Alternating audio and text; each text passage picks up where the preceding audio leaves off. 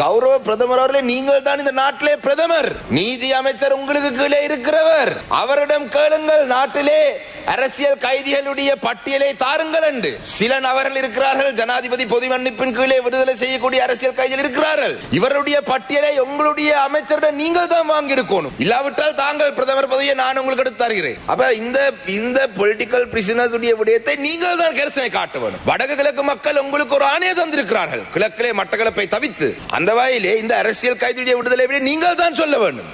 காணி அபகரிப்பு விடயத்தை நீங்கள் சொன்னீங்களா, கடந்த அரசுகள் செய்தது. கௌரவ பிரதமர் அவர்களே, கடந்த அரசுகள் இந்த காணி அபகரிப்பு விடயங்களிலே முழுதாக ஈடுபட்டபடியினால் தான் அந்த மக்கள் அந்த அரசாங்கத்துக்கு பாரிய ஒரு பாடத்தை போட்டிருக்கிறார்கள். ஆனால் உங்களுடைய அரசாங்கத்தின் கீழே எங்களுடைய கௌரவ கோதாசன் ஐயா இந்த திருவண்ணாமலை பாராளுமன்ற உறுப்பினர் இருக்கின்றார். குச்சவெளி பிரதேசத்திலே அதே வேகத்திலே காணி அரசு தரப்பினால் காணி அபகரிப்பு நடந்து கொண்டிருக்கு. மட்டக்களப்பிலே மேய்ச்சல் தரை பிரச்சனை நடந்து கொண்டிருக்கு. மகாவலியின் ஊடாக வவுனியாவிலே நடந்து கொண்டிருக்கு. காணி அபகரிப்பு உங்களுடைய அரசின் கீழே நடந்து, அதுதானே இந்த இடத்துல இருக்கும் பிரச்சனை. அதே போலதான் I am winding up deputy speaker. இந்த நீங்கள் சொன்ன இந்த புதிய அரசியல் அமைப்பை கொண்டு வருவது காலம் எடுக்கும், தேர்தல் நடக்க வேண்டும் என்று உங்களுடைய இடது கை பக்கம் இருக்கும் அமைச்சர் சொல்றார், மாகாண சபை தேர்தல் இந்த வருடத்தில் நடத்த மாட்டோம். ஜனாதிபதி சொல்றார், மாகாண சபை இந்த வருடம் நடக்கும் என்று சொல்லி. நீங்கள் சொல்றீங்க இந்த வருடம் இன்னொரு தேர்தல் இருக்கு, அதுக்கு பிறகுதான் அரசியல் அமைப்பை கொண்டு வருகின்ற கௌரவ ஜனாதிபதி அவர்களே.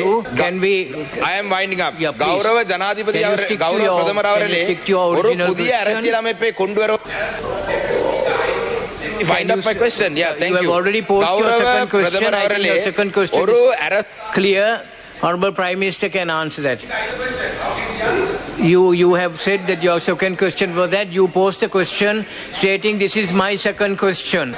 You already posed your question stating that this is my second question.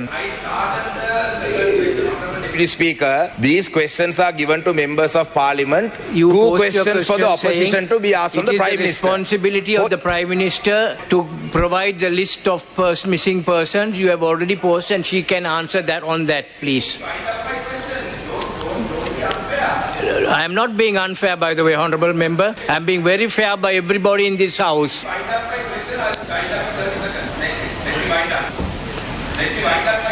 Yes, okay. Thank you. For that. Honorable Deputy Speaker, opposition members only get this opportunity to ask the Prime Minister a question once every Wednesday. There are 60 odd opposition members. If I get this opportunity today, I may not get it for the entirety of this Parliament term. So let me wind up. Give me a minute. கௌரவ பிரதமர் அவர்களே, என்னுடைய கேள்வி, இந்த அமைச்சர் மேல் ஒரு கதையை சொல்றாங்க. இந்த பாராளுமன்றத்திலே பேசுற சந்தர்ப்பத்தை கூட இலவசமாக ஓசியிலே வந்த அமைச்சர் மேல் எல்லாம் எதுக்க பாக்குறாங்க. நாங்க வாக்காள வந்த வாக்காள அமைச்சரே. அந்த வகையிலே இந்த புதிய அரசியல் அமைப்பை மிக விரைவாக கொண்டு வருவதற்கு, ஏனென்றால் இந்த அரசாங்கத்திலே வரவு செலவு திட்டத்திலே கூட நிதி ஒதுக்கீடு எதுவும் புதிய அரசியல் அமைப்புக்கு இல்லை. இதுதான் என்னுடைய கேள்வி. மிக விரைவாக கொண்டு வருவதற்கு நிதியாவது ஒதுக்குவீங்களான்றதான் என்னுடைய கேள்வி. நன்றி. Honorable Prime Minister. Honorable Deputy Speaker, as I already mentioned in my answer, in my response, we will bring in the new constitution, but I also said what our priorities are this year. We have to hold a provincial council election as well. This has been pending for several years. It is only after that we can begin proceedings for a new constitution. I have already said that. So, of course, in this budget, we have not allocated funds for such a thing, because we still have to hold provincial council elections as well. We see the urgency of this issue. We have every intention of bringing in a new constitution, but the priority, we also have a responsibility for deciding on what our priorities are, and ensuring a democratic environment, ensuring that people are represented even in the current context, is as important as a new constitution, because this has been deprived, particularly to the people in the north and east, for several years. They have had no representation.